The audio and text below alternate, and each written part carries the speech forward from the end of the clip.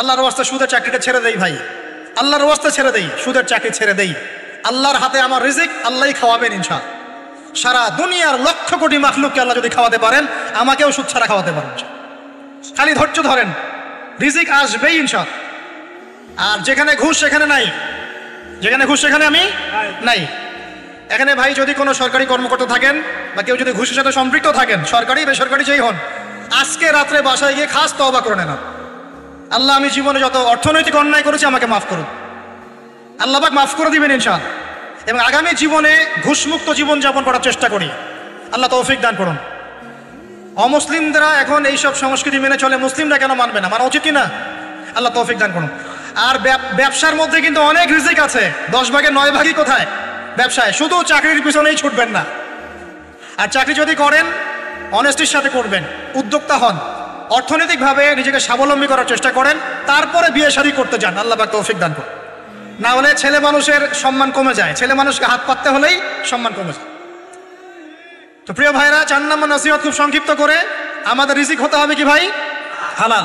আমি এমন আলেমকে চিনি, এমন আলেমের সহমতে গিয়েছিলাম যে বাহিরের হোটেলের মুরগির গোশত, গরুর গোশত খায় না। অবাক হলেন তাই না? হজ করতে গিয়েছে, সেখানেও খায় না, ফল খেয়ে থাকে, কারো রুটি খেয়ে থাকে, দুধ খেয়ে থাকে। কারণ এই মুরগি যে জবাই করার সময় বিসমিল্লাহ বলা হয়েছে, কোনো গ্যারান্টি নাই। এই গরু জবাই করার সময় বিসমিল্লাহি আল্লাহু আকবার বলা হচ্ছে, কোনো গ্যারান্টি নাই। এখানে যদি ব্যবসায়ী ভাইরা থাকেন, আমি নসিহত করব, অনুরোধ করব, সব সময় জবাই করার সময় আল্লাহর নাম নিয়ে জবাই করুন। আপনাদের হোটেলের এই পণ্য সবাই খাচ্ছে, একজনের জন্য সবাইকে হারামখোর বানাবেন না। আল্লাহর ওয়াস্তে মানুষকে হারামখোর বানাবেন না। বিসমিল্লাহি আল্লাহু আকবার বলে জবাই করবেন। আল্লাহ পাক তৌফিক দান করুন। সন্দেহ আছে না একটা? আচ্ছা। অতএব হালাল খাওয়ার চেষ্টা করি, আল্লাহ পাক তৌফিক দান করুন। এমন অবস্থা, মানুষ দাওয়াত দিলে আমরা এখন বলি, মানুষ দাওয়াত দিলে আমরা বলি যে আল্লাহর কসম দিয়ে বলছি, আপনি নিশ্চিত করেন এর মধ্যে কোনো হারাম টাকা নাই, তাহলে খাবো ভাই, না হলে খাবো। নিশ্চিত করতে পারলে খাবো, না হলে খাবো না। এভাবে রিজিকটাকে শক্ত করে হালাল করার চেষ্টা করি। আল্লাহ আমাদের সবাইকে তৌফিক দান করুন, আমিন। একটা দোয়া পড়লে হালাল রিজিক পাওয়া যায়, আমার সাথে পড়েন। আল্লাহুম্মা ইকফিনি বিহালালিকা আন হারামিকা ওয়া আগনিনি বিফাদলিকা আম্মান সিওয়াকা। এই দোয়াটা পড়লে ইনশাআল্লাহ হালাল রিজিকের প্রাচুর্য আসে। আল্লাহ তৌফিক দান করুন। আর 5 নম্বর হচ্ছে ভাই, ইলম অর্জন, আমল, পরিবার গঠন এবং হালাল খাওয়ার সাথে আমাদের সবাইকে, প্রত্যেক মুসলিম ভাইকে, শুধু আলেম, দায়ী, মুআল্লিম, ইমাম সাহেব তাদের জন্য নয়, প্রত্যেক মুসলিম ভাইকেই কমপক্ষে পার্ট টাইম দাওয়াতি কাজ করতে হবে। রাজি আছি? কমপক্ষে পার্ট টাইম, ফুল টাইম না হোক, কমপক্ষে পার্ট টাইম দাওয়াতি কাজ করতে হবে। ডক্টর জাকির নায়েক স্যার এই কথা বলেন। তিনি বলেন যে প্রত্যেক মুসলমানকে, কনভারসেশনের মধ্যে এক ফাঁকে বলছিলেন যে প্রত্যেক মুসলমানকে কমপক্ষে পার্ট টাইম, দিনে 1 ঘন্টা, দিনে আধা ঘন্টা, দিনে 2 ঘন্টা দাওয়াতি কাজ করতে হবে। এভাবে যদি সবাই মিলে উম্মার দায়িত্ব কাঁধে নেই, দিন এগিয়ে যাবে ইনশাল্লাহ, প্রচার বাড়বে, প্রসার বাড়বে, কায়েমও হবে ইনশাল্লাহ। হবে কিনা ইনশাল্লাহ? বাংলার ঘরে ঘরে তাকি উসমানী তৈরি করতে হবে, হাফিজাহুল্লাহ, পারবেন তো? বাংলার ঘরে ঘরে বড় বড় আলেম তৈরি করতে হবে, বাংলার ঘরে ঘরে আলেম তৈরি করতে হবে, ঘরে ঘরে আলেম। আল্লাহ পাক তৌফিক দান করুন। এখন দাওয়াতি কাজ করার আগে নিজের ইলম অর্জন করতে হবে, দাওয়াতি কাজ করার যোগ্যতা অর্জন করতে হবে, নিজের আধ্যাত্মিকত্ব আনতে হবে, তাজকিয়া আনতে হবে। এবং আরেকটা কথা বলতে ভুলে গেছি, হকপন্থী আলেম ওলামার সাথে সম্পর্ক রেখে সোহবতে থাকবেন। একা একা থাকবেন না, একা একা চলবেন না, একা একা চলবেন না, আলেম ওলামার সাথে পরামর্শ করে চলবেন। দাওয়াতি কাজ করলে কি পাবেন ভাই? একটা হাদিস দিয়ে শেষ করে দেই। দাওয়াতি কাজ করলে যা পাবেন, নবী সাল্লাল্লাহু আলাইহি ওয়াসাল্লাম বলেছেন, কোন ব্যক্তির দাওয়াতে যত মানুষ এই কল্যাণের পথে আসবে, সমস্ত কল্যাণের একটা অংশ নেকি ওই ব্যক্তি পাবেন। মানে আপনি দাওয়াতি কাজ করছেন, আপনার দাওয়াতি কাজের বদৌলতে যত মানুষ দিনের দিকে আসছে, দিনের বুঝের দিকে আসছে, নামাজ পড়ছে, কোরআন তেলাওয়াত করছে ইত্যাদি, ভালো কাজ করছে, সমস্ত নেক আমলের একটা অংশ আপনার আমল নামায় অটোমেটিক যোগ হবে। খুশি হন নাই? এর চেয়ে বড় কোনো ব্যবসা নাই, এর চেয়ে বড় কোনো ব্যবসা নাই। আর যদি কেউ মানুষকে ভুল পথে ডাকে, এই যে ভুল দাওয়াতি কাজ করে, মানুষকে বিভ্রান্তির দিকে ডাকে, তাহলে সমস্ত মানুষের গুনার একটা অংশ ওই ব্যক্তির আমল নামে চলে যায়। নাউযুবিল্লাহ। আর আমরা যদি দাওয়াতি কাজ ছেড়ে দেই, আল্লাহ রাসূল বলেছেন আল্লাহ পাকের পক্ষ থেকে গজব আসবে, সুম্মা তাদউনাহু, এরপর তোমরা আল্লাহকে ডাকবে, লা ইউস্তাজাবু দুআকুম, তোমাদের দোয়া আল্লাহ কবুল করবেন না। বলেন নাউযুবিল্লাহ। অতএব আমরা নিজেরা দাওয়াতি কাজ করব, পরিবারের তালিম চালু করব, পরিবারের মধ্যে ইসলামের দাওয়াতি কাজ থাকবে, কমিউনিটি করব, মাদ্রাসা, মসজিদ, মক্তব, বিভিন্নভাবে ইসলামের সম্ভাব্য সকল মাধ্যমে, বর্তমান সমসাময়িক সম্ভাব্য সকল মাধ্যমে দাওয়াতি কাজ করবো ইনশাআল্লাহ তাআলা। আল্লাহ পাক আমাদের সবাইকে দাওয়াতের সাথে, দাওয়াতের মেহনতের সাথে লেগে থাকার তৌফিক দান করুন। আমিন। সম্মানিত দিনী ভাইরা, আজকে সংক্ষিপ্ত সময়ের মধ্যে আমরা যে 5টা মৌলিক বিষয় আলোচনা করেছি তার আলোকে আমরা দোয়া করি আল্লাহ পাক আমাদের সবাইকে দিনের ইলম অর্জনের তৌফিক দান করুন। আমাদের সবাইকে আল্লাহ পাক নবীর সুন্নাহর পাবন্দ বানিয়ে দেন। নবী সাল্লাল্লাহু আলাইহি ওয়াসাল্লাম একদিন ঘুম থেকে উঠলেন ভয়ে পেয়ে, আতঙ্কিত। নবীজি ভয়ে পেয়ে আতঙ্কিত হয়ে ঘুম থেকে উঠে বলছেন লা ইলাহা ইল্লাল্লাহ, লা ইলাহা ইল্লাল্লাহ। তখন তার স্ত্রী পাশে যিনি শুয়ে আছেন সাল্লাল্লাহু আলাইহি ওয়াসাল্লাম বলছেন ওয়াইলুল লিল আরব, ওয়াইলুল লিল আরব মিন শাররি ক্বাদ ইকতারাব। আরব জাতির জন্য ধ্বংস, আরব জাতির জন্য ধ্বংস। কি ভয়ঙ্কর ফিতনা ধেয়ে আসছে ওদের দিকে, কি ভয়ঙ্কর ফিতনা ধেয়ে আসছে। এবং তিনি হাতের ইশারা করে দেখালেন এইভাবে যে আজকে, নবীজি বলছেন 1400 বছর আগের কথা, 1445 বছর আগের কথা, 1445 বছর আগে নবীজি বলেছেন আজকে, ওই সময় আজকে ইয়াজুজ আর মাজুজের যে দেয়ালের কথা মনে আছে? জুলকারনাইনের সময় দেয়াল, এই দেয়াল এতটুকু পরিমাণ খুলে দেয়া হয়েছে, এতটুকু পরিমাণ খুলে দেয়া হয়েছে 1400 কত বছর আগে? 45। তখন তার স্ত্রী বলছেন আনুহলিক ওয়াফিনা সালিহিন, আনুহলিক ওয়াফিনা সালিহিন ইয়া রাসূলুল্লাহ, হে আল্লাহর রাসূল সাল্লাল্লাহু আলাইহি ওয়াসাল্লাম, আমাদের মধ্যে ভালো মানুষরা থাকা সত্ত্বেও কি আমরা ধ্বংস হয়ে যাব? আপনি যে বলছেন ওয়াইলুল লিল আরব, আরবদের জন্য ধ্বংস। নবীজি বলছেন নাম, হ্যাঁ, নাম, হ্যাঁ, ধ্বংস হয়ে যাবে। ইদা কাসুরাতিল খাবাস, যখন নগ্নতা, বেহায়াপনা, অশ্লীলতা সমাজে রন্ধ্রে রন্ধ্রে ছড়িয়ে পড়বে, তখন আলেম জালেম সব ধ্বংস হবে। এই হাদিসটা অকাট্য হাদিস বুখারী মুসলিমের, মানে এটা সহিহ, এটা বিষয়ে কোনো সন্দেহ নেই। তাহলে নবীজি 1445 বছর আগে বলছেন যে আরবদের জন্য ধ্বংস ধেয়ে আসছে, এবং দেয়াল এভাবে খুলে দেয়া হয়েছে। কাদের দেয়াল? ইয়াজুজ আর মাজুজ। আর ইয়াজুজ আর মাজুজের সাথে আরবদের ধ্বংসকে সম্পর্কিত করা হলো না? ইয়াজুজ আর মাজুজের সাথে আরবদের ধ্বংসকে সম্পৃক্ত করা হলো এবং বেহায়াপনাকে সম্পৃক্ত করা হলো, সরি, তাই না? বুঝতে পারছেন? আরব জাতির ধ্বংসের সাথে ইয়াজুজ মাজুজকে কানেক্টেড করা হলো এবং অশ্লীলতাকে, কি বলেন, অশ্লীলতাকে কানেক্টেড করা হলো। এখন আপনি চিন্তা করে দেখেন, সারা বিশ্বে পর্নোগ্রাফি কারা ছড়িয়ে দিয়েছে? বলেন বলেন দেখি। কি বেহায়াপনা না? সমাজের ইদা কাসুরাতিল খাবাস, যখন সমাজের রন্ধ্রে রন্ধ্রে বেহায়াপনা ছড়িয়ে পড়ে নাই? মিলান, হাদিসটা মিলান। সমাজের এই মেয়েদের এই যে ফ্যামিলিস্ট রেভলিউশন কারা ছড়িয়ে দিয়েছে? ফ্যামিলিস্ট রেভলিউশন কারা ছড়িয়ে দিয়েছে? ওরা। সমাজে মেয়ে ছেলে একসাথে চলবে একই পোশাকে কারা ছড়িয়ে দিয়েছে? সমাজে মেয়েদের বেপর্দায় চলার এই সংস্কৃতি কারা ছড়িয়ে দিয়েছে? মাদক আর সুদের সংস্কৃতি কারা ছড়িয়ে দিয়েছে? জেনা, ব্যভিচার, পর্নোগ্রাফি, এগুলো কারা ছড়িয়ে দিয়েছে? পৃথিবীর এমন কোন রাষ্ট্র বাকি রাখে নাই তারা এগুলো ছড়াতে, এমন কোন রাষ্ট্র বাকি নেই। তাহলে সব জায়গায় ছড়িয়ে পড়বে না ইয়াজুজ মাজুজের ফিতনা? এই ছড়িয়ে পড়েছে। আল্লাহ পাক আমাদেরকে এই পশ্চিমা গোলক ধাঁধা থেকে হেফাজত করুন, আমিন। আমাদের সংস্কৃতি নিয়ে আমরা বুক ফুলে বাঁচবো ইনশাআল্লাহ, আমাদের সংস্কৃতি নিয়ে আমরা চলবো ইনশাআল্লাহ। আমাদের কোরআন আছে, হাদিস আছে, আমাদের নবী আছেন, আমাদের সাহাবীরা আছেন, আমাদের দ্বীন আছে ইনশাআল্লাহ।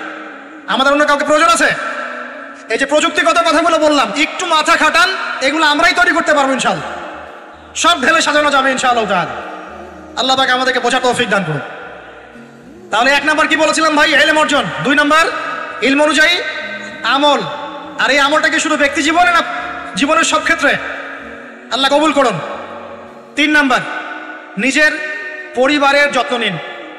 নিজের ইলম অর্জন করেছেন, আমল করছেন, এখন অনেক বড় বড় কথা অনেকে বলবে, আগে পরিবার ঠিক করেন। আগে কি করবেন?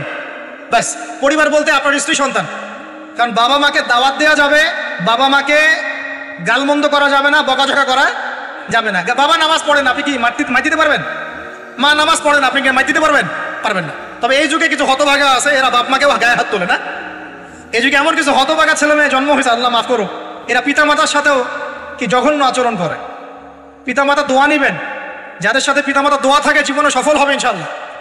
যার সাথে পিতামাতার দোয়া নাই, অবস্থা খারাপ। আল্লাহ মাফ করুক আমাদেরকে। এখন পরিবার বলতে আপনার স্ত্রী সন্তান প্রথম প্রায়োরিটি পাবে, আর পিতামাতাকে আপনি দাওয়াত দিবেন, নসিহত করে বোঝানোর চেষ্টা করবেন।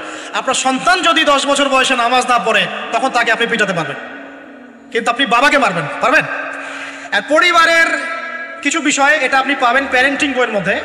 আর আল্লামা তকি উসমানী দামাত বরকাতুহু শাইখের একটা কিতাব আছে ইসলাম ও পারিবারিক জীবন, ইসলাম ও পারিবারিক জীবন। এই বইটা পড়লে আপনি অনেক কিছু জানতে পারবেন। আমি ডিটেলস বলে দেওয়ার সময় পাচ্ছি আজকে। এক কথায় পরিবারের মধ্যে তাওহীদ থাকবে, শিরক থাকবে না, ঠিক আছে? পরিবারের মধ্যে সুন্নতের চর্চা থাকবে, কোনো বেদাত থাকবে না। পরিবারে হালাল রিজিক থাকবে, কোনো হারাম ঢুকবে না। পরিবারের বিয়ে করব যখন দিনদারিতা দেখে মেয়ে চুজ করব, সৌন্দর্য শ্বশুর টাকা পয়সা দেখে নয়। হ্যাঁ, সৌন্দর্য থাকতে পারে, সৌন্দর্য থাকলে নূরুন আলা নূর, আরো ভালো। কিন্তু যদি মেয়েটা এই যে আমাদের এখনকার সুন্দরী বলতে আপনারা যাদেরকে বোঝেন, নাম নিচ্ছি না, তাদের মতো সুন্দরী নাও হয়, মন খারাপ করার কিছু নাই। এগুলো সব আর্টিফিশিয়াল সুন্দর। কি সুন্দর? আসল সৌন্দর্য হচ্ছে কলবে। আসল সৌন্দর্য কোথায়? কলবে। আর তাদের কাছে যা আছে আপনার স্ত্রীর কাছে তাই আছে। এমন এক্সট্রা অর্ডিনারি কিছু নাই ওদের কাছে। যা আপনার স্ত্রীর কাছে আছে তা তাদের কাছে সেম জিনিস, সেম। এখানে এত বেশি লোভনীয় হওয়ার কিছু নাই। পর্নোগ্রাফি দেখতে দেখতে মানুষের মাথাটা এমন নষ্ট হয়ে গেছে, নিজের স্ত্রীকে এখন আর ভাল লাগে না, মানুষের বউকে ভাল লাগে, তাই না? এটা একমাত্র কারণ পর্নোগ্রাফি দেখা। যারা পর্নোগ্রাফিতে আসক্ত, আল্লাহ পাকের কাছে তওবা করবেন, বের হয়ে আসবেন, না হলে আপনি জীবনে কখনো সুখী হতে পারবেন না। আপনি মন থেকে কখনো কনফিডেন্ট থাকতে পারবেন না, সুখী হতে পারবেন না। আল্লাহর সামনে দাঁড়ায় চোখের পানি ফেলতে পারবেন না, চোখটা নষ্ট হয়ে গেছে তো। আল্লাহ পাক আমাদের যুবক ভাই থেকে পর্ন থেকে হেফাজত করুন। নিজের দৃষ্টি নত রাখবেন, ইনশাআল্লাহ আল্লাহ পাক আপনাকে খাদিজা রাদিয়াল্লাহু আনহার মতো স্ত্রী দিবেন ইনশাআল্লাহ তাআলা। আল্লাহর প্রতি ভরসা রাখেন, আল্লাহ পাকের কাছে যা চাবেন ইনশাআল্লাহ পাবেন। আল্লাহর প্রতি যে ধারণা রাখবেন আল্লাহ তেমনই হবেন ইনশাআল্লাহ। কেউ যদি ধারণা রাখে আল্লাহ আমার সাথে নাই, আল্লাহ আমাকে দিবে না, আল্লাহ তার সাথে থাকবে না। কে ধারণা রাখে আল্লাহ আমার সাথে আছে, আল্লাহ আমার সাথে আছে, আল্লাহ আমাকে বুঝেন, আল্লাহ আমাকে দিবেন, আল্লাহ অবশ্যই দিবেন ইনশাআল্লাহ। ওয়া মান ইয়াতাওয়াক্কাল আলাল্লাহি ফাহুয়া হাসবুহ। যে ব্যক্তি আল্লাহর প্রতি তাওয়াক্কুল করে আল্লাহ তার জন্য একদম যথেষ্ট হয়ে যাবে। হাসবুনাল্লাহ ওয়া নি'মাল ওয়াকিল। বলেন হাসবুনাল্লাহ ওয়া নি'মাল ওয়াকিল। স্ত্রী চুজ করবেন কি দেখে? শ্বশুরের টাকা, যৌতুক নেবেন, দিনদারিতা। আর দিনদারিতা কি বাইরের বোরখা দেখেই ফিক্স করা যাবে? বোরখাওয়ালা মেয়েরা তো এখন গ্রামে গঞ্জে, হাট বাজারে, সব জায়গায় কফি শপে বসে বসে ডেটিং করছে। বলেন আদর্শ পরিবার গঠন করা। কোন বইয়ের নাম বললাম? কার বই পড়বেন? আল্লামা তাকি উসমানী দামাত বরকাতুহু। বইটার নাম কি? ইসলাম ও পারিবারিক জীবন। ইসলাম ও পারিবারিক জীবন। কিনতে পারবেন তো ইনশাআল্লাহ? বন্ধুদের সাথে চা খেতে বসলে 1000 টাকা বিল হয়, এখন 500 টাকা বিল হয় না? একটা বই কিনতে 200 টাকা লাগে না। কিনতে পারবো কিনা? যারা বই কিনে বইয়ের প্রতি মহব্বত রাখবে আল্লাহ ওদেরকে এলেম দান করবেন ইনশাআল্লাহ। আমি একদিন বলেছি না, বই নিয়ে একটা লেকচার দিয়েছি না? বই কিনতাম টাকা বাঁচিয়ে। বিশ্বাস করেন এখন বই হাদিয়াই পড়ে শেষ করতে পারি না আমরা। হাদিয়ার পর হাদিয়া বই পড়ে আছে বাসা, শেষই করতে পারছি না। বইয়ের প্রতি মহব্বত রাখেন, আল্লাহ পাক আপনাকে অনেক জ্ঞান দিবে ইনশাআল্লাহ। 4 নাম্বার, খুব শর্ট করে শেষ করছি। 4 হচ্ছে আমাদের রিজিকটা হালাল করতে হবে। রাজি আছি ইনশাআল্লাহ? রিজিক হালাল মানে কি? রিজিকের মধ্যে কোনো সুদ থাকবে না। রিজিকে কোনো সুদ যে খায় সে মায়ের সাথে জেনা করে। সুদ যে খায় সে আল্লাহ এবং তার রাসূলের সাথে যুদ্ধ করে। আমি এমন একজন ব্যক্তির কথা শুনেছি যে সুদ খেত, আল্লাহ মাফ করুক তাকে, আল্লাহ মাফ করুক। আমাকে বলেছেন একজন, আমি শুনেছি এটা, যে ইন্তেকালের পরে দুনিয়াতেই পেটটা ফুলে গিয়েছে। নাউযুবিল্লাহ, আল্লাহ হেফাজত করুন। মেরাজের রাতে নবী দেখে এসেছেন সুদখোরের পেটের মধ্যে সাপ কিলবিল করছে, রক্তের নদীতে ফেলে মাথা ফাটিয়ে দেওয়া হচ্ছে। আল্লাহ এবং তার রাসূলের সাথে যুদ্ধ করে কেউ সফল হতে পারবে? আল্লাহর ওয়াস্তে সুদের চাকরিটা ছেড়ে দেই ভাই, আল্লাহর ওয়াস্তে ছেড়ে দেই, সুদের চাকরি ছেড়ে দেই। আল্লাহর হাতে আমার রিজিক, আল্লাহই খাওয়াবেন ইনশাআল্লাহ। সারা দুনিয়ার লক্ষ কোটি মাখলুককে আল্লাহ যদি খাওয়াতে পারেন, আমাকেও সুদ ছাড়া খাওয়াতে পারেন। খালি ধৈর্য ধরেন, রিজিক আসবেই ইনশাআল্লাহ। আর যেখানে ঘুষ সেখানে নাই, যেখানে ঘুষ সেখানে আমি নাই। এখানে ভাই যদি কোনো সরকারি কর্মকর্তা থাকেন বা কেউ যদি ঘুষের সাথে সম্পৃক্ত থাকেন, সরকারি বেসরকারি যেই হন, আজকে রাত্রে বাসায় গিয়ে খাস তওবা করে নেন। আল্লাহ, আমি জীবনে যত অর্থনৈতিক অন্যায় করেছি আমাকে মাফ করুন। আল্লাহ পাক মাফ করে দিবেন ইনশাআল্লাহ। এবং আগামী জীবনে ঘুষমুক্ত জীবন যাপন করার চেষ্টা করি। আল্লাহ তৌফিক দান করুন। অমুসলিমরা এখন এইসব সংস্কৃতি মেনে চলে, মুসলিমরা কেন মানবে না? মানা উচিত কিনা? আল্লাহ তৌফিক দান করুন। আর ব্যবসার মধ্যে কিন্তু অনেক রিজিক আছে। 10 ভাগের 9 ভাগই কোথায়? ব্যবসায়। শুধু চাকরির পিছনেই ছুটবেন না। আর চাকরি যদি করেন অনেস্টির সাথে করবেন, উদ্যোক্তা হন, অর্থনৈতিকভাবে নিজেকে স্বাবলম্বী করার চেষ্টা করেন, তারপরে বিয়ে শাদী করতে যান। আল্লাহ পাক তৌফিক দান করুন। না হলে ছেলে মানুষের সম্মান কমে যায়, ছেলে মানুষকে হাত পাততে হলেই সম্মান কমে যায়। তো প্রিয় ভাইরা, 4 নম্বর নসিহত খুব সংক্ষিপ্ত করে, আমাদের রিজিক হতে হবে কি ভাই? হালাল। আমি এমন আলেমকে চিনি, এমন আলেমের সোহবতে গিয়েছিলাম যে বাহিরের হোটেলের মুরগির গোশত, গরুর গোশতও খায় না। অবাক হলেন তাই না? হজ করতে গিয়েছে, সেখানেও খায় না, ফল খেয়ে থাকে, কারো রুটি খেয়ে থাকে, দুধ খেয়ে থাকে। কারণ এই মুরগি যে জবাই করার সময় বিসমিল্লাহ বলা হয়েছে, কোনো গ্যারান্টি নাই। এই গরু জবাই করার সময় বিসমিল্লাহি আল্লাহু আকবার বলা হচ্ছে, কোনো গ্যারান্টি নাই। এখানে যদি ব্যবসায়ী ভাইরা থাকেন, আমি নসিহত করব, অনুরোধ করব, সব সময় জবাই করার সময় আল্লাহর নাম নিয়ে জবাই করবেন। আপনাদের হোটেলের এই পণ্য সবাই খাচ্ছে, একজনের জন্য সবাইকে হারামখোর বানাবেন না। আল্লাহর ওয়াস্তে মানুষকে হারামখোর বানাবেন না। বিসমিল্লাহি আল্লাহু আকবার বলে জবাই করবেন। আল্লাহ পাক তৌফিক দান করুন। সন্দেহ আছে না একটা? আচ্ছা। অতএব হালাল খাওয়ার চেষ্টা করে আল্লাহ পাক তৌফিক দান করুন।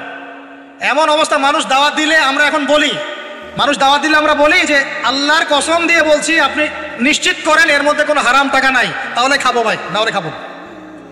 নিশ্চিত করতে পারলে খাবো, না হলে খাবো না। এভাবে রিজিকটাকে শক্ত করে হালাল করার চেষ্টা করি। আল্লাহ আমাদের সবাইকে তৌফিক দান করুন, আমিন। একটা দোয়া পড়লে হালাল রিজিক পাওয়া যায়। আমার সাথে পড়েন, আল্লাহুম্মা ইকফিনি বিহালালিকা আন হারামিকা ওয়া আগনিনি বিফাদলিকা আম্মান সিওয়াকা। এই দোয়াটা পড়লে ইনশাআল্লাহ হালাল রিজিকের প্রাচুর্য আসে। আল্লাহ তৌফিক দান করুন। আর 5 নম্বর হচ্ছে ভাই, ইলম অর্জন, আমল, পরিবার গঠন এবং হালাল খাওয়ার সাথে আমাদের সবাইকে, প্রত্যেক মুসলিম ভাইকে, শুধু আলেম, দায়ী, মুআল্লিম, ইমাম সাহেব তাদের জন্য নয়, প্রত্যেক মুসলিম ভাইকেই কমপক্ষে পার্ট টাইম দাওয়াতি কাজ করতে হবে। রাজি আছি? কমপক্ষে পার্ট টাইম, ফুল টাইম না হোক, কমপক্ষে পার্ট টাইম দাওয়াতি কাজ করতে হবে। ডক্টর জাকির নায়েক স্যার এই কথা বলেন। তিনি বলেন যে প্রত্যেক মুসলমানকে, কনভারসেশনের মধ্যে এক ফাঁকে বলছিলেন যে প্রত্যেক মুসলমানকে কমপক্ষে পার্ট টাইম, দিনে 1 ঘন্টা, দিনে আধা ঘন্টা, দিনে 2 ঘন্টা দাওয়াতি কাজ করতে হবে। এভাবে যদি সবাই মিলে উম্মার দায়িত্ব কাঁধে নেই, দিন এগিয়ে যাবে ইনশাল্লাহ, প্রচার বাড়বে, প্রসার বাড়বে, কায়েমও হবে ইনশাল্লাহ। হবে কিনা ইনশাল্লাহ? বাংলার ঘরে ঘরে তকি উসমানী তৈরি করতে হবে, হাফিজাহুল্লাহ, পারবেন তো? বাংলার ঘরে ঘরে বড় বড় আলেম তৈরি করতে হবে, বাংলার ঘরে ঘরে আলেম তৈরি করতে হবে, ঘরে ঘরে আলেম। আল্লাহ পাক তৌফিক দান করুন। এখন দাওয়াতি কাজ করার আগে নিজের ইলম অর্জন করতে হবে, দাওয়াতি কাজ করার যোগ্যতা অর্জন করতে হবে, নিজের আধ্যাত্মিকত্ব আনতে হবে, তাজকিয়া আনতে হবে। এবং একটা কথা বলতে ভুলে গেছি, হকপন্থী আলেম ওলামার সাথে সম্পর্ক রেখে সোহবতে থাকবেন। একা একা থাকবেন না, একা একা চলবেন না, আলেম ওলামার সাথে পরামর্শ করে চলবেন। দাওয়াতি কাজ করলে কি পাবেন ভাই? একটা হাদিস দিয়ে শেষ করে দেই। দাওয়াতি কাজ করলে যা পাবেন, নবী সাল্লাল্লাহু আলাইহি ওয়াসাল্লাম বলেছেন, কোন ব্যক্তির দাওয়াতে যত মানুষ এই কল্যাণের পথে আসবে, সমস্ত কল্যাণের একটা অংশ নেকি ওই ব্যক্তি পাবেন। মানে আপনি দাওয়াতি কাজ করছেন, আপনার দাওয়াতি কাজের বদৌলতে যত মানুষ দিনের দিকে আসছে, দিনের বুঝের দিকে আসছে, নামাজ পড়ছে, কোরআন তেলাওয়াত করছে ইত্যাদি, ভালো কাজ করছে, সমস্ত নেক আমলের একটা অংশ আপনার আমল নামায় অটোমেটিক যোগ হবে ইনশাআল্লাহ। খুশি হন নাই? এর চেয়ে বড় কোনো ব্যবসা নাই, এর চেয়ে বড় কোনো ব্যবসা নাই। আর যদি কেউ মানুষকে ভুল পথে ডাকে, এই যে ভুল দাওয়াতি কাজ করে, মানুষকে বিভ্রান্তির দিকে ডাকে, তাহলে সমস্ত মানুষের গুনার একটা অংশ ওই ব্যক্তির আমল নামে চলে যায়। নাউযুবিল্লাহ। আর আমরা যদি দাওয়াতি কাজ ছেড়ে দেই, আল্লাহ রাসূল বলেছেন আল্লাহ পাকের পক্ষ থেকে গজব আসবে, সুম্মা তাদউনাহু, এরপর তোমরা আল্লাহকে ডাকবে, লা ইউস্তাজাবু দুআকুম, তোমাদের দোয়া আল্লাহ কবুল করবেন। বলেন নাউযুবিল্লাহ। অতএব আমরা নিজেরা দাওয়াতি কাজ করব, পরিবারে তালিম চালু করব, পরিবারের মধ্যে ইসলামের দাওয়াতি কাজ থাকবে, কমিউনিটি করব, মাদ্রাসা, মসজিদ, মক্তব, বিভিন্নভাবে ইসলামের সম্ভাব্য সকল মাধ্যমে, বর্তমান সমসাময়িক সম্ভাব্য সকল মাধ্যমে দাওয়াতি কাজ করবো ইনশাআল্লাহ তাআলা। আল্লাহ পাক আমাদের সবাইকে দাওয়াতের মেহনতের সাথে লেগে থাকার তৌফিক দান করুন। সম্মানিত দিনী ভাইরা, আজকে সংক্ষিপ্ত সময়ের মধ্যে আমরা যে 5টা মৌলিক বিষয় আলোচনা করেছি, তার আলোকে আমরা দোয়া করি আল্লাহ পাক আমাদের সবাইকে দিনের ইলম অর্জনের তৌফিক দান করুন। আমাদের সবাইকে আল্লাহ পাক নবীর সুন্নাহর পাবন্দ বানিয়ে দেন। নবী সাল্লাল্লাহু আলাইহি ওয়াসাল্লাম একদিন ঘুম থেকে উঠলেন ভয়ে পেয়ে, আতঙ্কিত হয়ে। নবীজি ভয়ে পেয়ে আতঙ্কিত হয়ে ঘুম থেকে উঠে বলছেন, লা ইলাহা ইল্লাল্লাহ, লা ইলাহা ইল্লাল্লাহ। তখন তার স্ত্রী পাশে যিনি শুয়ে আছেন সাল্লাল্লাহু আলাইহি ওয়াসাল্লাম বলছেন, ওয়াইলুল লিল আরব মিন শাররি কাদ ইখতারাব। আরব জাতির জন্য ধ্বংস, আরব জাতির জন্য ধ্বংস। কি ভয়ঙ্কর ফিতনা ধেয়ে আসছে ওদের দিকে, কি ভয়ঙ্কর ফিতনা ধেয়ে আসছে।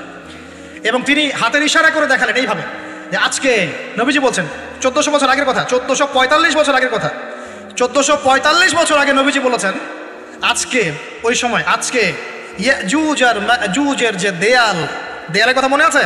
জুলকারনাইনের সময় এই দেয়াল এতটুকু পরিমাণ খুলে দেয়া হয়েছে, এতটুকু পরিমাণ খুলে দেয়া হয়েছে 1400 কত বছর আগে? 45।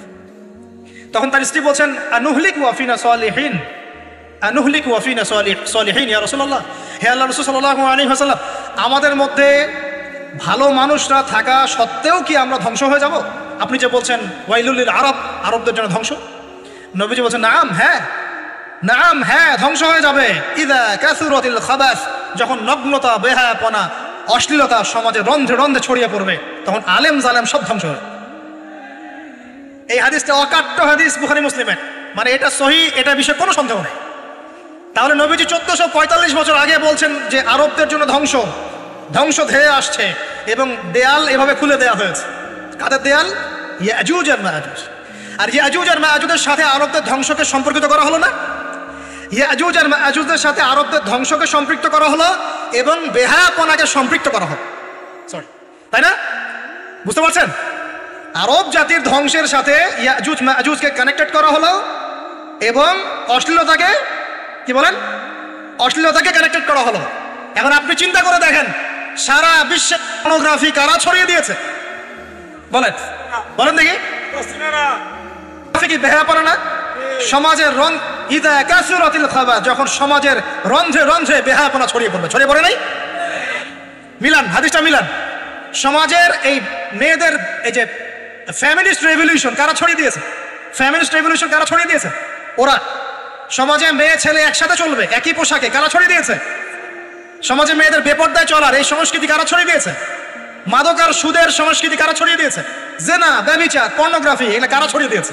পৃথিবীর এমন কোন রাষ্ট্র বাকি রাখে নাই তারা এগুলো ছড়াতে, এমন কোন রাষ্ট্র বাকি নেই। তাহলে সব জায়গায় ছড়িয়ে পড়বে না ইয়াজুজ মাজুজের ফিতনা? ছড়িয়ে পড়েছে। আল্লাহ পাক আমাদেরকে এই পশ্চিমা গোলক ধাঁধা থেকে হেফাজত করুন, আমিন।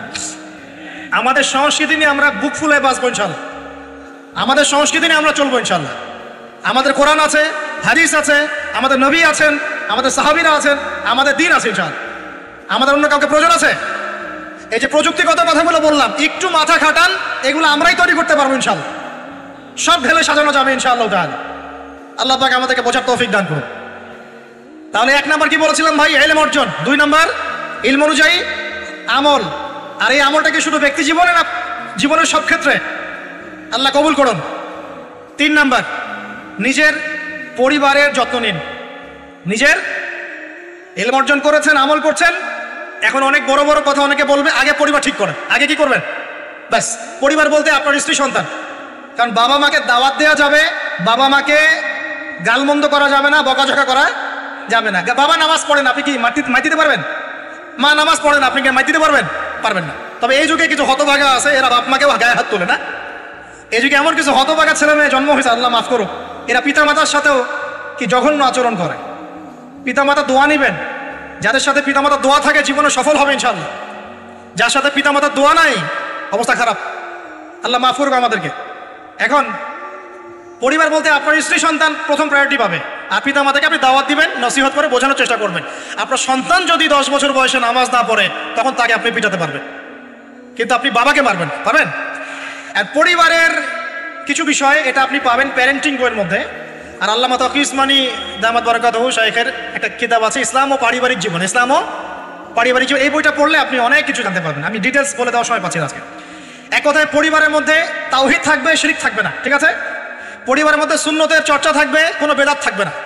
পরিবারে হালাল রিজিক থাকবে, কোনো হারাম ঢুকবে না। পরিবারের বিয়ে করব যখন, দিনদারিতা দেখে মেয়ে চুজ করব, সৌন্দর্য, শ্বশুর, টাকা পয়সা দেখে নয়। হ্যাঁ, সৌন্দর্য থাকতে পারে, সৌন্দর্য থাকলে নূরুন আলা নূর, আরো ভালো। কিন্তু যদি মেয়েটা এই যে আমাদের এখনকার সুন্দরী বলতে আপনারা যাদেরকে বোঝেন, নাম নিচ্ছি না, তাদের মতো সুন্দরী নাও হয়, মন খারাপ করার কিচ্ছু নাই। এগুলো সব আর্টিফিশিয়াল সুন্দর। কি সুন্দর? আসল সৌন্দর্য হচ্ছে কলবে। আসল সৌন্দর্য কোথায়? কলবে। আর তাদের কাছে যা আছে আপনার স্ত্রীর কাছে তাই আছে। এমন এক্সট্রা অর্ডিনারি কিছু নাই ওদের কাছে। যা আপনার স্ত্রীর কাছে আছে তা তাদের কাছে সেম জিনিস, সেম। এখানে এত বেশি লোভনীয় হওয়ার কিছু নাই। পর্নোগ্রাফি দেখতে দেখতে মানুষের মাথাটা এমন নষ্ট হয়ে গেছে, নিজের স্ত্রীকে এখন আর ভাল লাগে না, মানুষের বউকে ভাল লাগে। তাই না? এটার একমাত্র কারণ পর্নোগ্রাফি দেখা। যারা পর্নোগ্রাফিতে আসক্ত, আল্লাহ পাকের কাছে তওবা করবেন, বের হয়ে আসবেন, না হলে আপনি জীবনে কখনো সুখী হতে পারবেন না। আপনি মন থেকে কখনো কনফিডেন্ট থাকতে পারবেন না, সুখী হতে পারবেন না। আল্লাহর সামনে দাঁড়ায় চোখের পানি ফেলতে পারবেন না, চোখটা নষ্ট হয়ে গেছে। তো আল্লাহ পাক আমাদের যুবক ভাইদেরকে পর্ন থেকে হেফাজত করুন। নিজের দৃষ্টি নত রাখবেন, ইনশাআল্লাহ আল্লাহ পাক আপনাকে খাদিজা রাদিয়াল্লাহু আনহার মতো স্ত্রী দিবেন ইনশাআল্লাহ। ইনশাআল্লাহ তাআলা আল্লাহর প্রতি ভরসা রাখেন, আল্লাহ পাকের কাছে যা চাবেন ইনশাআল্লাহ পাবেন। আল্লাহর প্রতি যে ধারণা রাখবেন আল্লাহ তেমনই হবেন ইনশাআল্লাহ। কেউ যদি ধারণা রাখে আল্লাহ আমার সাথে নাই, আল্লাহ আমাকে দিবে না, আল্লাহ তার সাথে থাকবে না। কেউ ধারণা রাখে আল্লাহ আমার সাথে আছে, আল্লাহ আমার সাথে আছে, আল্লাহ আমাকে বুঝেন, আল্লাহ আমাকে দিবেন, আল্লাহ অবশ্যই দিবেন ইনশাআল্লাহ। ওয়া মান ইয়াতাওয়াক্কাল আলাল্লাহি ফাহুয়া হাসবুহ, যে ব্যক্তি আল্লাহর প্রতি তাওয়াক্কুল করে আল্লাহ তার জন্য একদম যথেষ্ট হয়ে যাবে। হাসবুনাল্লাহ ওয়া নি'মাল ওয়াকিল, বলেন হাসবুনাল্লাহ ওয়া নি'মাল ওয়াকিল। স্ত্রী চুজ করবেন কি দেখে? শ্বশুরের টাকা, যৌতুক নেবেন, দিনদারিতা। আর দিনদারিতা কি বাইরের বোরখা দেখেই ফিক্স করা যাবে? বোরখাওয়ালা মেয়েরা তো এখন গ্রামে গঞ্জে, হাট বাজারে, সব জায়গায় কফি শপে বসে বসে ট্রেডিং করছে। বলেন আদর্শ পরিবার গঠন করা। কোন বইয়ের নাম বললাম? কার বই পড়বেন? আল্লামা তাকি উসমানী দামাত বরকাতু। বইটার নাম কি? ইসলাম ও পারিবারিক জীবন। ইসলাম ও পারিবারিক জীবন। কিনতে পারবেন তো ইনশাআল্লাহ? বন্ধুদের সাথে চা খেতে বসলে 1000 টাকা বিল হয়, এখন 500 টাকা বিল হয়, হয় না? একটা বই কিনতে 200 টাকা লাগে না। কিনতে পারবো কিনা? যারা বই কিনে বইয়ের প্রতি মহব্বত রাখবে আল্লাহ ওদেরকে এলেম দান করবেন ইনশাআল্লাহ। আমি একদিন বলেছি না, বই নিয়ে একটা লেকচার দিয়েছি না, বই কিনতাম টাকা বাঁচিয়ে। বিশ্বাস করেন এখন বই হাদিয়াই পড়ে শেষ করতে পারি না আমরা। হাদিয়ার পর হাদিয়া বই পড়ে আছে বাসা, শেষই করতে পারছি না। বইয়ের প্রতি মহব্বত রাখেন, আল্লাহ পাক আপনাকে অনেক জ্ঞান দিবেন ইনশাআল্লাহ। 4 নাম্বার, খুব শর্ট করে শেষ করছি। 4 হচ্ছে আমাদের রিজিকটা হালাল করতে হবে। রাজি আছি ইনশাআল্লাহ? রিজিক হালাল মানে কি? রিজিকের মধ্যে কোনো সুদ থাকবে না। রিজিকে কোনো সুদ যে খায় সে মায়ের সাথে জেনা করে, সুদ যে খায় সে আল্লাহ এবং তার রাসূলের সাথে যুদ্ধ করে। আমি এমন একজন ব্যক্তির কথা শুনেছি যে সুদ খেত, আল্লাহ মাফ করুক তাকে, আল্লাহ মাফ করুক। আমাকে বলেছেন একজন, আমি শুনেছি এটা, যে ইন্তেকালের পরে দুনিয়াতেই পেটটা ফুলে গিয়েছিল। নাউজুবিল্লাহ, আল্লাহ হেফাজত করুন। মেরাজের রাতে নবী দেখে এসেছেন সুদখোরের পেটের মধ্যে সাপ কিলবিল করছে, রক্তের নদীতে ফেলে মাথা ফাটিয়ে দেওয়া হচ্ছে। আল্লাহ এবং তার রাসূলের সাথে যুদ্ধ করে কেউ সফল হতে পারবে? আল্লাহর ওয়াস্তে সুদের চাকরিটা ছেড়ে দেই ভাই, আল্লাহর ওয়াস্তে ছেড়ে দেই, সুদের চাকরি ছেড়ে দেই। আল্লাহর হাতে আমার রিজিক, আল্লাহই খাওয়াবেন ইনশাআল্লাহ। সারা দুনিয়ার লক্ষ কোটি মাখলুককে আল্লাহ যদি খাওয়াতে পারেন, আমাকেও সুদ ছাড়া খাওয়াতে পারেন। খালি ধৈর্য ধরেন, রিজিক আসবেই ইনশাআল্লাহ। আর যেখানে ঘুষ সেখানে নাই, যেখানে ঘুষ সেখানে আমি নাই। এখানে ভাই যদি কোনো সরকারি কর্মকর্তা থাকেন বা কেউ যদি ঘুষের সাথে সম্পৃক্ত থাকেন, সরকারি বেসরকারি যেই হন, আজকে রাত্রে বাসায় গিয়ে খাস তওবা করে নেন, আল্লাহ আমি জীবনে যত অর্থনৈতিক অন্যায় করেছি আমাকে মাফ করুন। আল্লাহ পাক মাফ করে দিবেন ইনশাআল্লাহ। এবং আগামী জীবনে ঘুষমুক্ত জীবন যাপন করার চেষ্টা করি, আল্লাহ তৌফিক দান করুন। অমুসলিমরা এখন এইসব সংস্কৃতি মেনে চলে, মুসলিমরা কেন মানবে না? মানা উচিত কিনা? আল্লাহ তৌফিক দান করুন। আর ব্যবসার মধ্যে কিন্তু অনেক রিজিক আছে, 10 ভাগের 9 ভাগই কোথায়? ব্যবসায়। শুধু চাকরির পিছনেই ছুটবেন না। আর চাকরি যদি করেন অনেস্টির সাথে করবেন, উদ্যোক্তা হন, অর্থনৈতিকভাবে নিজেকে স্বাবলম্বী করার চেষ্টা করেন, তারপরে বিয়ে শাদী করতে যান, আল্লাহ পাক তৌফিক দান করুন। না হলে ছেলে মানুষের সম্মান কমে যায়, ছেলে মানুষকে হাত পাততে হলেই সম্মান কমে যায়। তো প্রিয় ভাইরা, 4 নম্বর নসিহত খুব সংক্ষিপ্ত করে, আমাদের রিজিক হতে হবে কি ভাই? হালাল। আমি এমন আলেমকে চিনি, এমন আলেমের সোহবতে গিয়েছিলাম যে বাহিরের হোটেলের মুরগির গোশত, গরুর গোশতও খায় না। অবাক হলেন তাই না? হজ করতে গিয়েছে, সেখানেও খায় না, ফল খেয়ে থাকে, কারো রুটি খেয়ে থাকে, দুধ খেয়ে থাকে। কারণ এই মুরগি যে জবাই করার সময় বিসমিল্লাহ বলা হয়েছে, কোনো গ্যারান্টি নাই। এই গরু জবাই করার সময় বিসমিল্লাহি আল্লাহু আকবার বলা হয়েছে, কোনো গ্যারান্টি নাই। এখানে যদি ব্যবসায়ী ভাইরা থাকেন, আমি নসিহত করব, অনুরোধ করব, সব সময় জবাই করার সময় আল্লাহর নাম নিয়ে জবাই করুন। আপনাদের হোটেলের এই পণ্য সবাই খাচ্ছে, একজনের জন্য সবাইকে হারামখোর বানাবেন না। আল্লাহর ওয়াস্তে মানুষকে হারামখোর বানাবেন না। বিসমিল্লাহি আল্লাহু আকবার বলে জবাই করবেন, আল্লাহ পাক তৌফিক দান করুন। সন্দেহ আছে না একটা? আচ্ছা। অতএব হালাল খাওয়ার চেষ্টা করি, আল্লাহ পাক তৌফিক দান করুন। এমন অবস্থা, মানুষ দাওয়াত দিলে আমরা এখন বলি, আমরা বলি যে আল্লাহর কসম দিয়ে বলছি, আপনি নিশ্চিত করেন এর মধ্যে কোনো হারাম টাকা নাই, তাহলে খাবো ভাই, না হলে খাবো না। নিশ্চিত করতে পারলে খাবো, না হলে খাবো না। এইভাবে রিজিকটাকে শক্ত করে হালাল করার চেষ্টা করি। আল্লাহ আমাদের সবাইকে তৌফিক দান করুন, আমিন। একটা দোয়া পড়লে হালাল রিজিক পাওয়া যায়, আমার সাথে পড়েন, আল্লাহুম্মা ইকফিনি বিহালালিকা আন হারামিকা ওয়া আগনিনি বিফাদলিকা আম্মান সিওয়াকা। এই দোয়াটা পড়লে ইনশাআল্লাহ হালাল রিজিকের প্রাচুর্য আসে। আল্লাহ তৌফিক দান করুন। আর পাঁচ নাম্বার হচ্ছে ভাই, ইলম অর্জন, আমল, পরিবার গঠন এবং হালাল খাওয়ার সাথে আমাদের সবাইকে, প্রত্যেক মুসলিম ভাইকে, শুধু আলেম, দায়ী, মুআল্লিম, ইমাম সাহেব তাদের জন্য নয়, প্রত্যেক মুসলিম ভাইকেই কমপক্ষে পার্ট টাইম দাওয়াতি কাজ করতে হবে। রাজি আছি? কমপক্ষে পার্ট টাইম, ফুল টাইম না হোক, কমপক্ষে পার্ট টাইম দাওয়াতি কাজ করতে হবে। ডক্টর জাকির নায়েক স্যার এই কথা বলেন। তিনি বলেন যে প্রত্যেক মুসলমানকে, কনভারসেশনের মধ্যে এক ফাঁকে বলছিলেন যে প্রত্যেক মুসলমানকে কমপক্ষে পার্ট টাইম, দিনে 1 ঘন্টা, দিনে আধা ঘন্টা, দিনে 2 ঘন্টা দাওয়াতি কাজ করতে হবে। এভাবে যদি সবাই মিলে উম্মার দায়িত্ব কাঁধে নেই, দিন এগিয়ে যাবে ইনশাল্লাহ, প্রচার বাড়বে, প্রসার বাড়বে, কায়েমও হবে ইনশাল্লাহ। হবে কিনা ইনশাল্লাহ? বাংলার ঘরে ঘরে তকিউসমানি তৈরি করতে হবে, হাফিজাহুল্লাহ, পারবেন তো? বাংলার ঘরে ঘরে বড় বড় আলেম তৈরি করতে হবে, বাংলার ঘরে ঘরে আলেম তৈরি করতে হবে, ঘরে ঘরে আলেম। আল্লাহ পাক তৌফিক দান করুন। এখন দাওয়াতি কাজ করার আগে নিজের ইলম অর্জন করতে হবে, দাওয়াতি কাজ করার যোগ্যতা অর্জন করতে হবে, নিজের আধ্যাত্মিকত্ব আনতে হবে, তাজকিয়া আনতে হবে।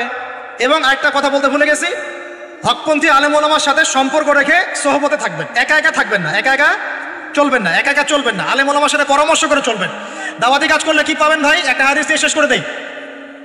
দাওয়াতি কাজ করলে যা পাবেন, নবী সাল্লাল্লাহু আলাইহি ওয়াসাল্লাম বলেছেন, কোন ব্যক্তির দাওয়াতে যত মানুষ এই কল্যাণের পথে আসবে, সমস্ত কল্যাণের একটা অংশ নেকি ওই ব্যক্তি পাবেন। মানে আপনি দাওয়াতি কাজ করছেন, আপনার দাওয়াতি কাজের বদৌলতে যত মানুষ দিনের দিকে আসছে, দিনের বুঝের দিকে আসছে, নামাজ পড়ছে, কোরআন তেলাওয়াত করছে ইত্যাদি, ভালো কাজ করছে, সমস্ত নেক আমলের একটা অংশ আপনার আমল নামায় অটোমেটিক যোগ হবে ইনশাআল্লাহ। খুশি হন নাই?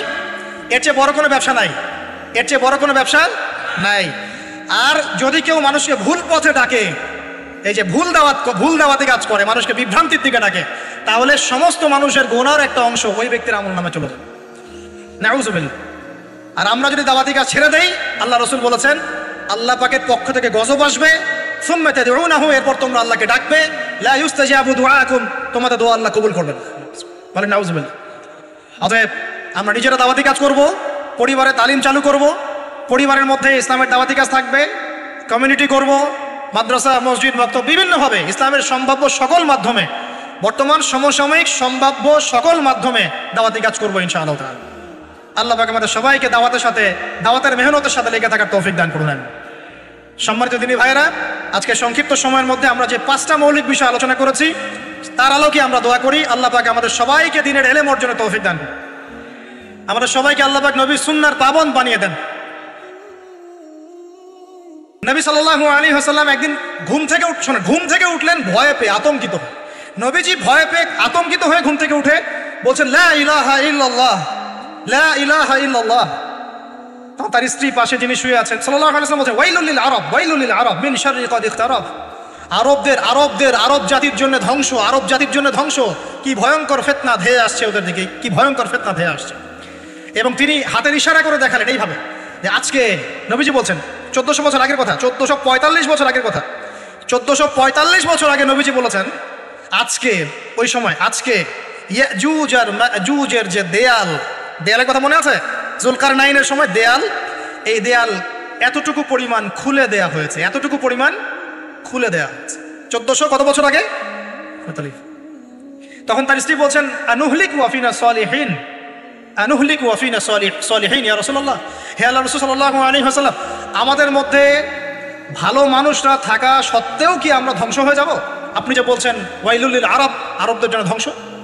নবীজি বলছেন, নাম হ্যাঁ, ধ্বংস হয়ে যাবে। ইযা কাসুরাতিল খাবাস, যখন নগ্নতা, বেহায়াপনা, অশ্লীলতা সমাজে রন্ধ্রে রন্ধ্রে ছড়িয়ে পড়বে, তখন আলেম জালেম সব ধ্বংস হবে। এই হাদিসটা অকাট্য হাদিস বুখারী মুসলিমের, মানে এটা সহিহ, এটা বিষয়ে কোনো সন্দেহ নেই। তাহলে নবীজি 1445 বছর আগে বলছেন যে আরবদের জন্য ধ্বংস ধেয়ে আসছে, এবং দেয়াল এভাবে খুলে দেয়া হয়েছে। কাদের দেয়াল? ইয়াজুজ আর মাজুজ। আর ইয়াজুজ আর মাজুজের সাথে আরবদের ধ্বংসকে সম্পর্কিত করা হলো না? ইয়াজুজ আর মাজুজের সাথে আরবদের ধ্বংসকে সম্পৃক্ত করা হলো এবং বেহায়াপনাকে সম্পৃক্ত করা হলো। তাই না? বুঝতে পারছেন? আরব জাতির ধ্বংসের সাথে ইয়াজুজ মাজুজকে কানেক্টেড করা হলো এবং অশ্লীলতাকে কি বলেন, অশ্লীলতাকে কানেক্টেড করা